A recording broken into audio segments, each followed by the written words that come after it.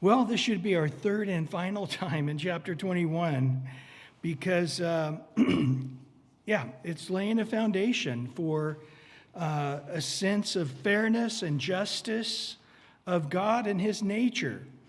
And so we're going to look again at different civil laws as we've been looking through the first 17 verses. But tonight, again, we come to the 18th verse. And as it said in verse 1, these are the judgments, instructions for the civil magistrates, which were typically also a part of the priesthood. Not always, but a big part of the time, these chosen men. Remember, Jethro taught Moses to get some guys that can be over tens, over hundreds, over thousands. And so there's different ways the way it looked. I don't know, honestly, if there was really much of a season where this actually did happen. But nevertheless, we can go back and look at God's nature and see his sense of proportionality, justice, fairness in these things. So verse 18 and 19, talking about if a fight breaks out, there's a brawl. And if a men contend with each other, and one strikes the other with a stone or with his fist, and he does not die, but he is confined to his bed, if he rises again and walks about outside with his staff, then he who struck him shall be acquitted. He shall only pay for the loss of time, and shall provide for him to be thoroughly healed. So again, it's a real sense of if you win, you lose. So it's sort of don't do it to begin with. Because there's that time, especially as younger people, where they can have a quick trigger. They can have a short wick. There it is.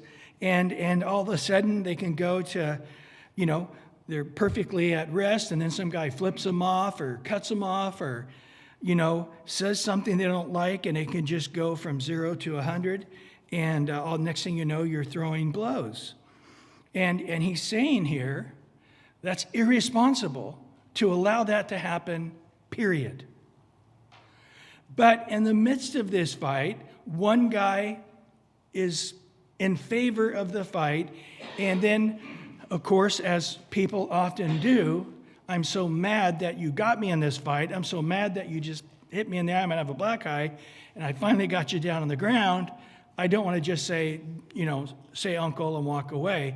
I want to pound you a few more times till I get my due, until I can feel like I'm satisfied. And of course, sometimes you can satisfy yourself right to somebody's death, can't you? That often happens. And so to realize if you're going to keep this guy out of work, or he's got to go to the hospital in our days of thinking, but he's having to have some injury time, then it's your fault. Well, he started it. It doesn't matter. You the bigger man wouldn't have fought, period. Now, I understand sometimes you be at peace with all men, far as up to you. It's not always up to you. And then you do got to protect yourself or protect those with you, and you have to fight. And in our day and age, with video cameras and so forth, you can make a good argument that, hey, I was trying to not fight. I was trying to get out of it. I was trying to walk away. This guy didn't let me, and you can get off. But either way, at this time, so people always say, well, what about this, Brian? What about that? And you can give me 100 scenarios. And I'll just simply say this.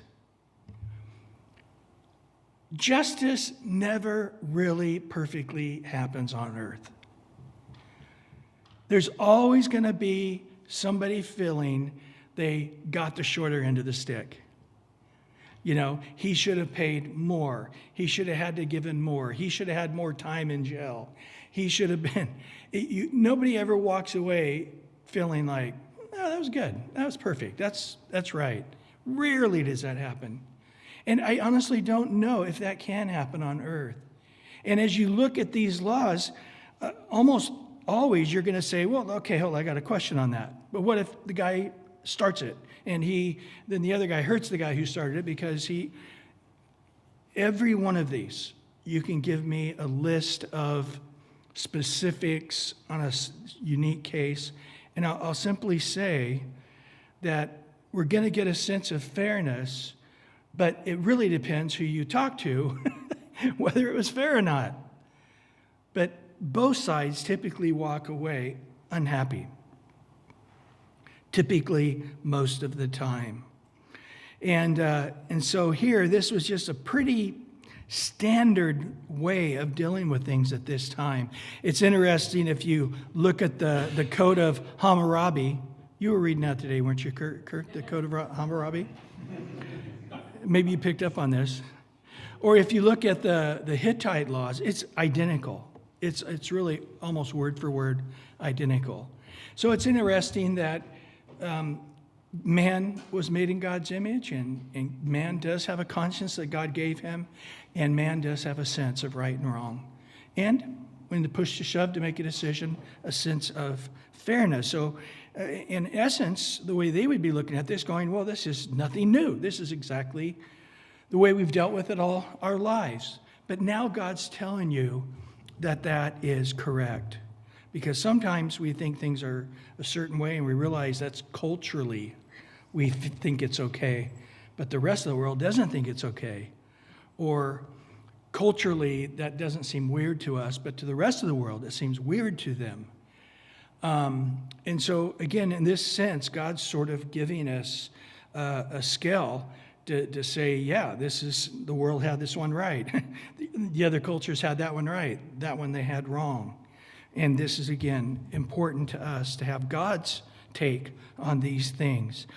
So the bottom line is he had to pay for the guy. It sort of depended how long he was in the sick bed, how long he couldn't work.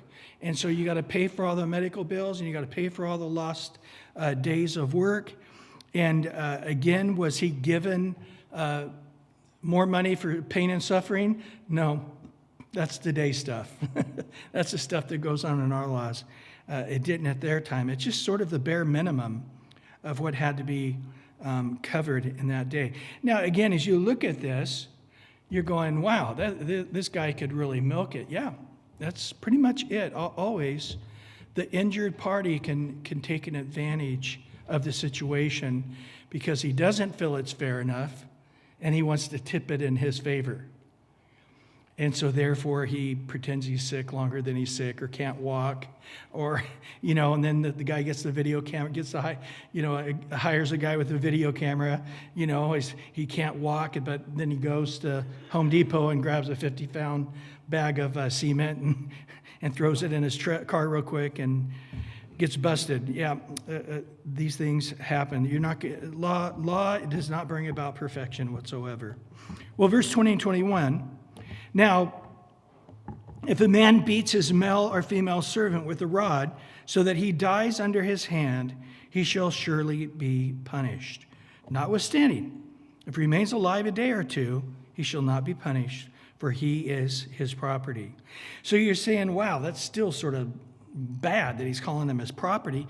This was a huge step up. You would not find any culture at this time that would not tell you that a slave is just like a piece of property. And if he wants to destroy that piece of property, he perfectly can do that. So to kill his slave and throw him in a hole, he had every right in almost all cultures to do that. But now he's saying here, no, it's a person.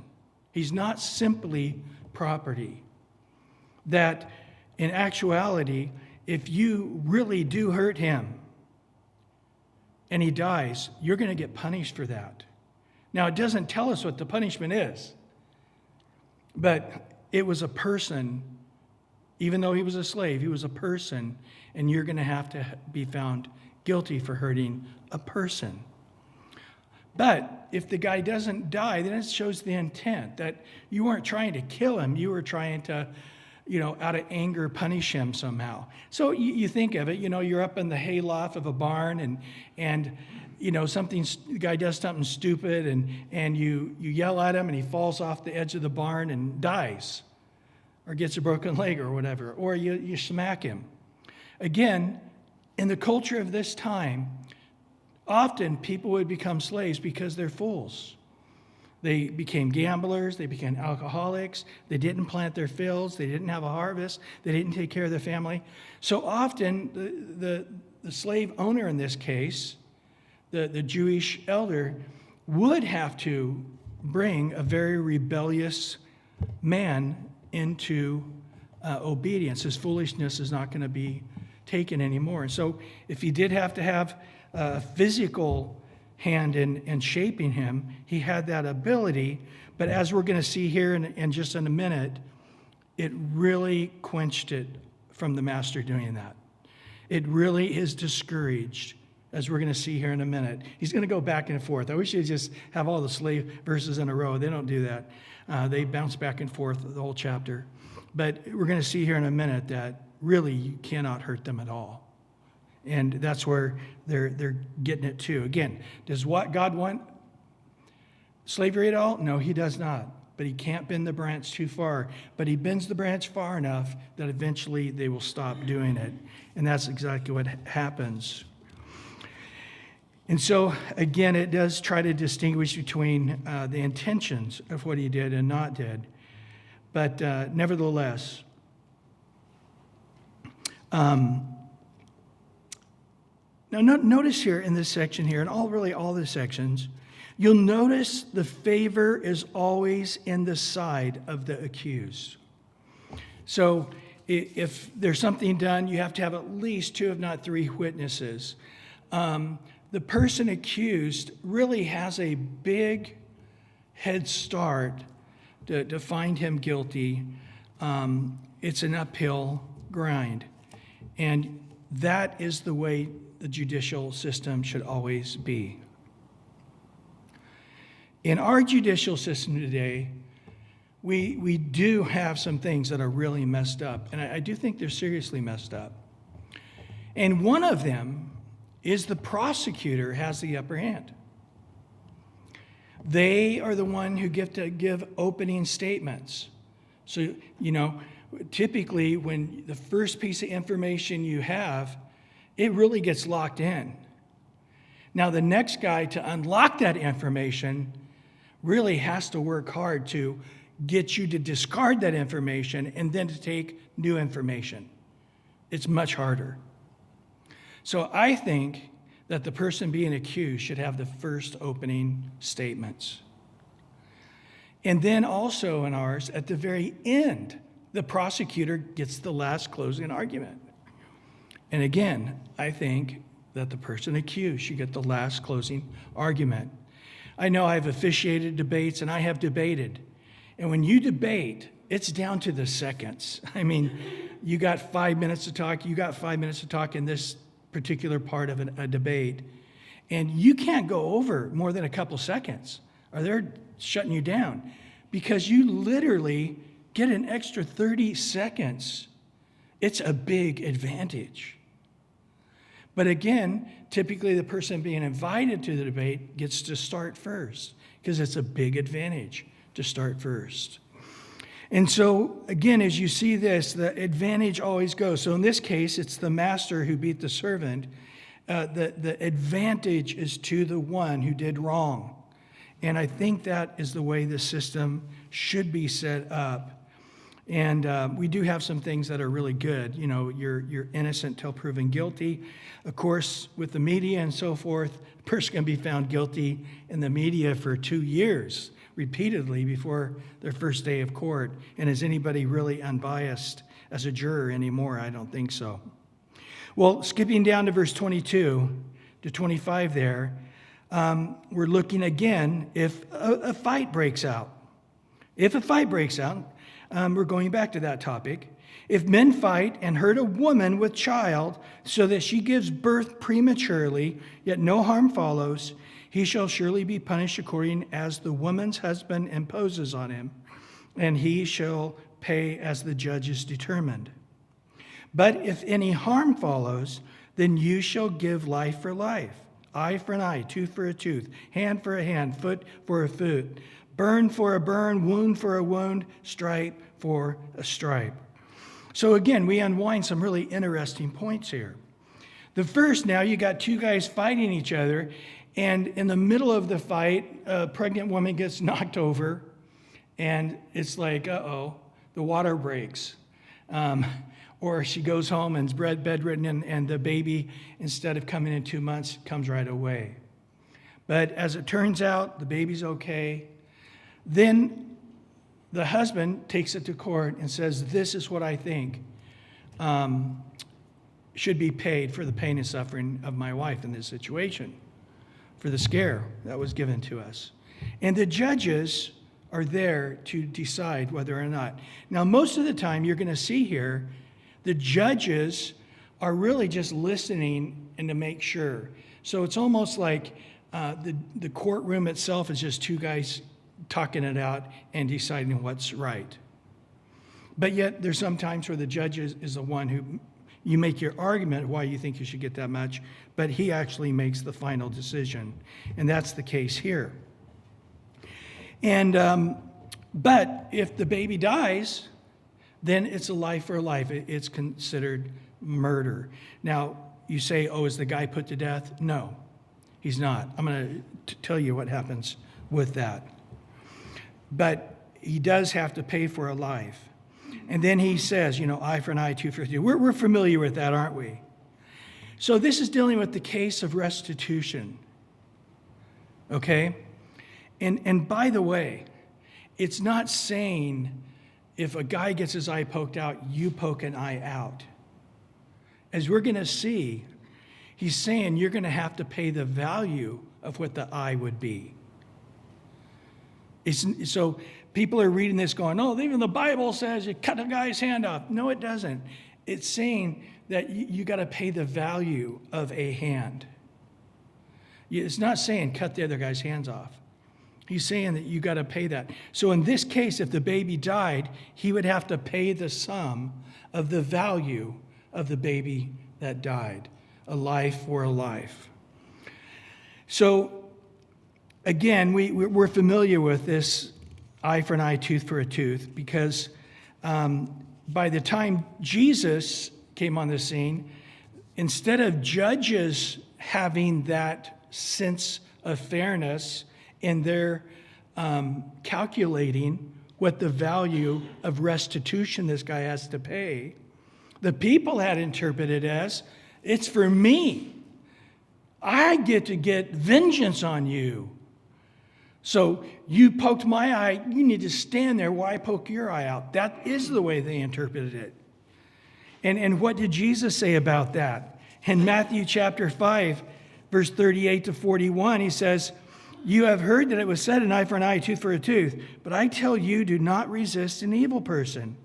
Whoever slaps you on the right cheek, turn to him the other also. If anyone wants to sue you and take away your tunic, let him have your cloak also.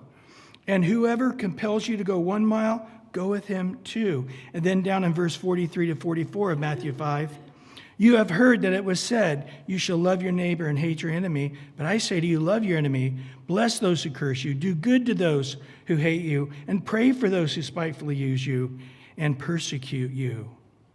So in essence, Jesus says, the whole eye for an eye thing, throw it out.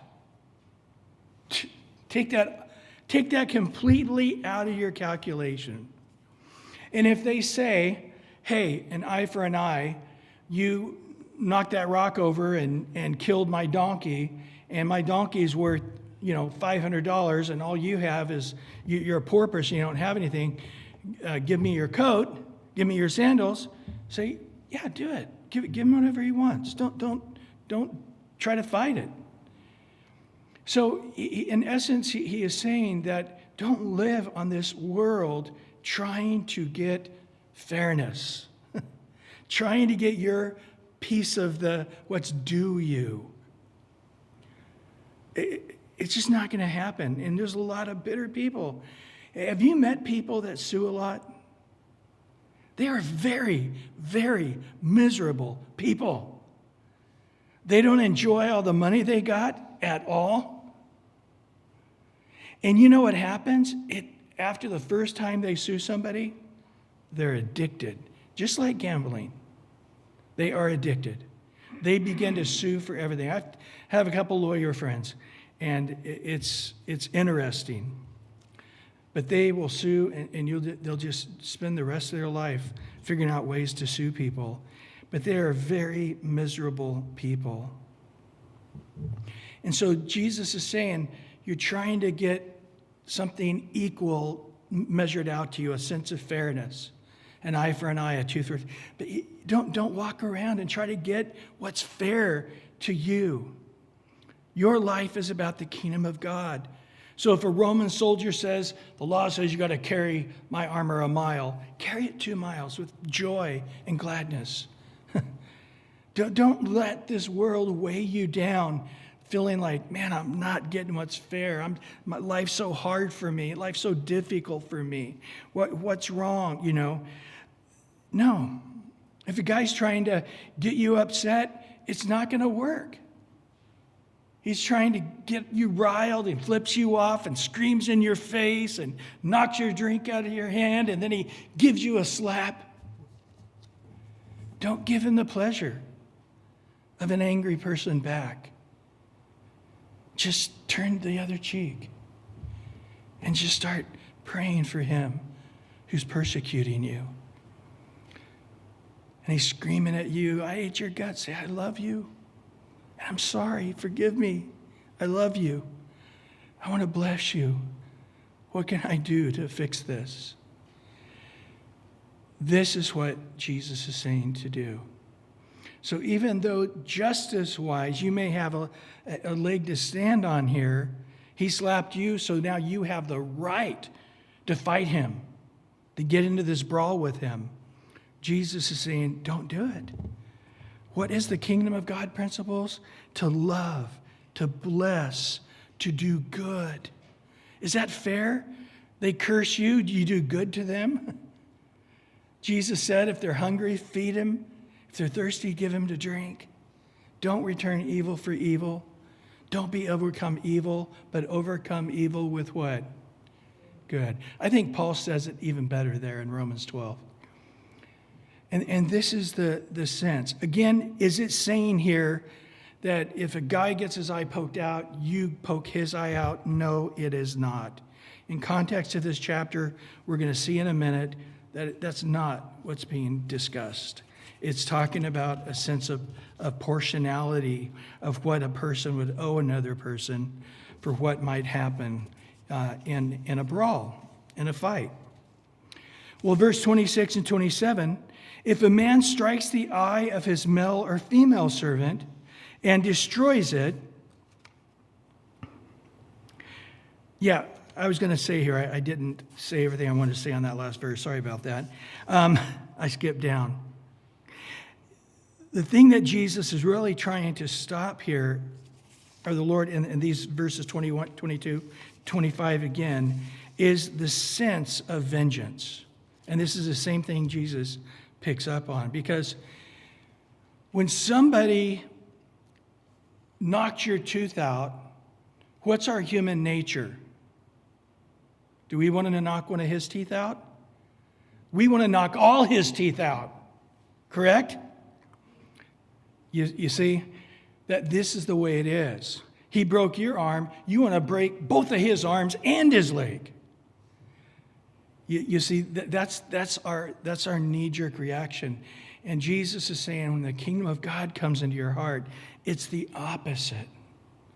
Getting slapped doesn't move me. Slap my other side. It still won't move me. You want to make me your slave and carry your armor? That's okay. I'm your servant. I'll carry it as far as you need to go. Where are you staying tonight? Do you imagine how light of a life you live rather than walking around? I got to carry this stupid guy's thing. And then as soon as you get there a mile and you drop his armor off, hey, a mile's right here. No, it's not. It's up there. No, okay, I'll take it up there. That's it. And then another soldier says, hey, are you free? I got another mile. I need you to take mine now. It's like, you're gonna be a smashed individual, completely continual angry individual.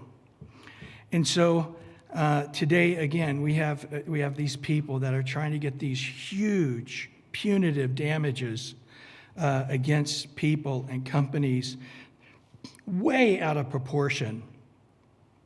the compensation of what they would get in response, it's outrageous. I remember many years back, it was actually in San Diego, a lady got some McDonald's coffee and she spilled it on herself when she was drinking it. You guys remember this? Got $3 million, over $3 million from McDonald's for getting a little spill on her leg. See, that's just ridiculous. You know how many people tried that kind of thing after that? And what did McDonald's do? They had to make their coffee so warm, not hot at all, because they didn't want to get sued. So weird, bizarre things happen when people try to find justice. And so again here, with this term, even an eye for an eye, a tooth for a tooth, if you look in the verse there, he makes it clear. The judges will determine what will be imposed in the restitution. And then he's given guidance in verse 24 and 25 to the judges. So if anyone harms follow, then you shall give life for life. He's talking to the judges. He's not talking to the individual people here. He's saying to the judges, you will give fair, not vengeance, not overly, but you'll give what's fair. He knocked a tooth out. I want $1 billion. Well, I'm sorry. I'm sorry you lost a tooth, but that you're not going to get what you're thinking you should get out of this. Okay, verse 26 and 27 now. If a man strikes the eye of his male or female servant and destroys it, he shall let him go free for the sake of an eye. And if he knocks out a tooth of his male or female servant, he shall let him go free for the sake of his tooth. So do you hear this? In the earlier ones, we see you have to recognize him as a person. Yes, he's your property, but he's a person as well. And you got to recognize that. And now he says, if anything slightly incidental happens to them, it doesn't say put their eye out. It says that he strikes the eye and destroys it. So again, also knocks out a guy's tooth even. The guy is set free. So again, it's a very strong incentive. Yes, he's a person, but also what if you were to give him some disciplinary action, it cannot in any way permanently hurt them whatsoever. So great protections for those in this servanthood thing. Okay, now in verse 28 to 32, we're going to look at another topic about oxen. If an ox gores a man or a woman to death, then the ox shall surely be stoned, and if its flesh shall not be eaten, but the owner of the ox shall be acquitted. So it's an accident. Wild, you have animals, and animals are unpredictable.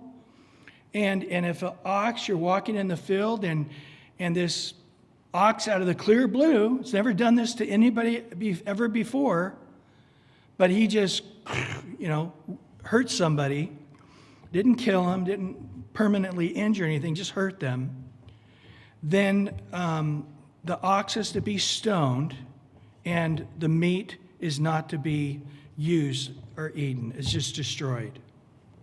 Okay? So nobody can benefit from this. The guy who has the ox gets injured, but the other guy doesn't benefit either. So again, if the guy got injured, or said he got injured, and then that guy gets the meat of that ox, it's like, okay, now that's giving people an opportunity to take an advantage of the situation. So nobody can take advantage of it. Nobody wins. Verse 29, but if an ox tended to thrust with his horns in times past, it has been made known to his owner, and he has not kept it confined, so that it has killed a man or a woman or an ox shall be stoned, and its owner shall be put to death. So just like an eye for an eye or a tooth for a tooth, even though there is a quote-unquote death penalty, it's a life for a life. And so what happens in verse 30? There is imposed on him the sum of money that he shall pay to redeem his life. So do you see how this works? So what's the payment? An eye No. A tooth? No. A hand? No. What is it? Your ox killed somebody. So you knew that it had a tendency to go after people, and you didn't lock him up where he couldn't hurt anybody anymore, or you didn't kill him and have him for dinner so he didn't hurt anybody in the future. So what do you do here? Well, it's a life. You have to pay for a life. Not that you yourselves are put to death in this situation, but an eye for an eye. You got to figure out the sum that this person's valued at. And again, the judges would be a part of that. So whether it gored a son or gored a daughter, according to judgment, it shall be done to him. Again, in this culture, adults only had value. Children did not have value. But here, no, it's not just adults who have value. God says children have value as well. If the ox gores a male or female servant, he shall give them their master 30 shekels of silver. The ox shall be stoned. So again, it comes back to being a responsible or neglectful individual.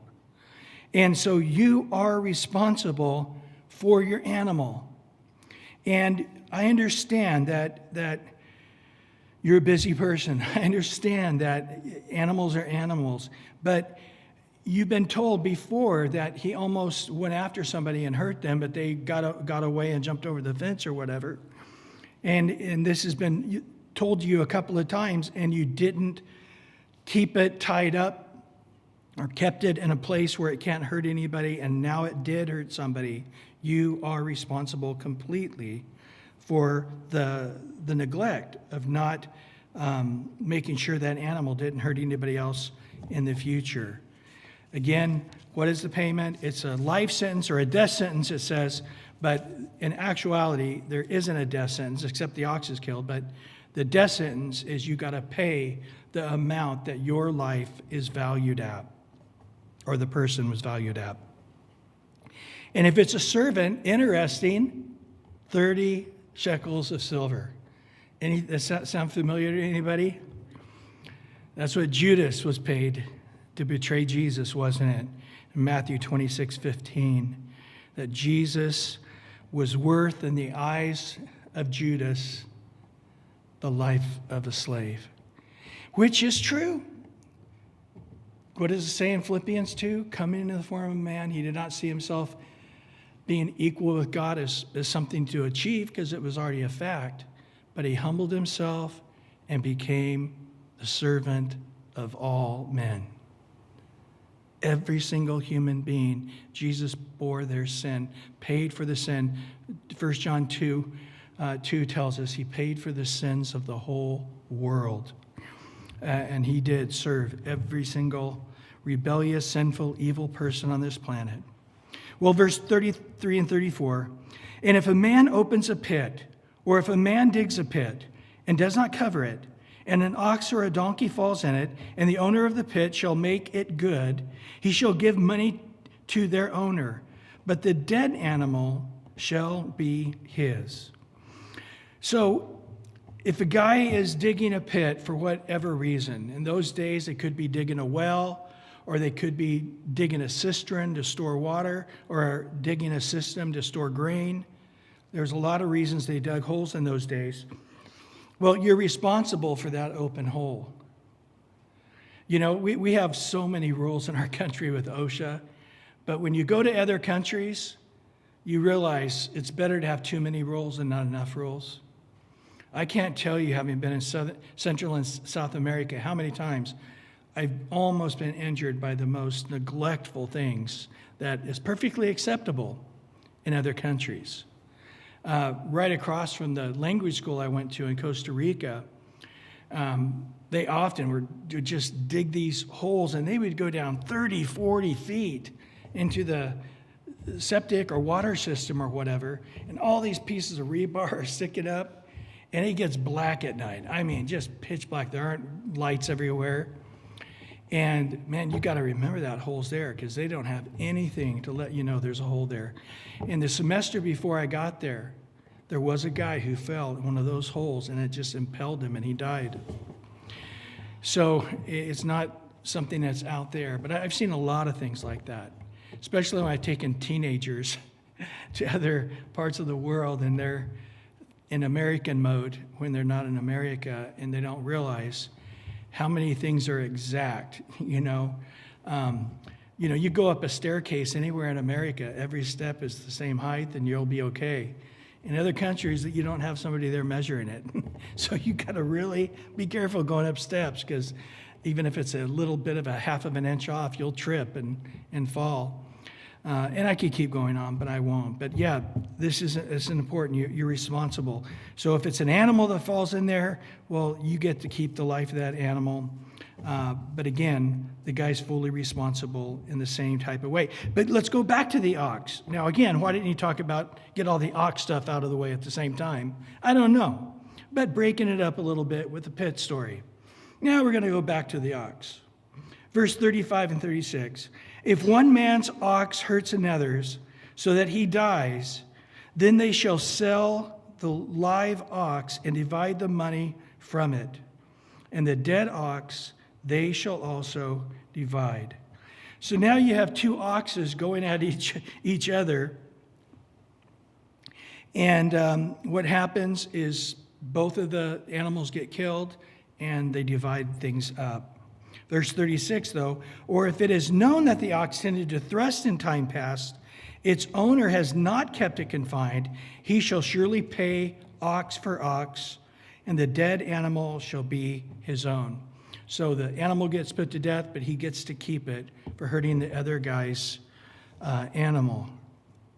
But again, if you look at this, you have to have somebody come, a judge in this case, and they've got to investigate, they've got to analyze the situation, they've got to talk to witnesses, they've got to find out exactly the truth, because you're going to probably have two competing stories, right?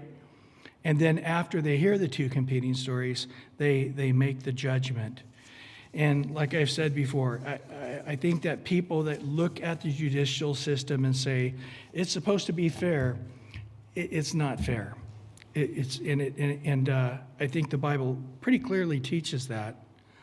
And of course, if it were fair, Jesus wouldn't have died on the cross for us. He definitely was innocent.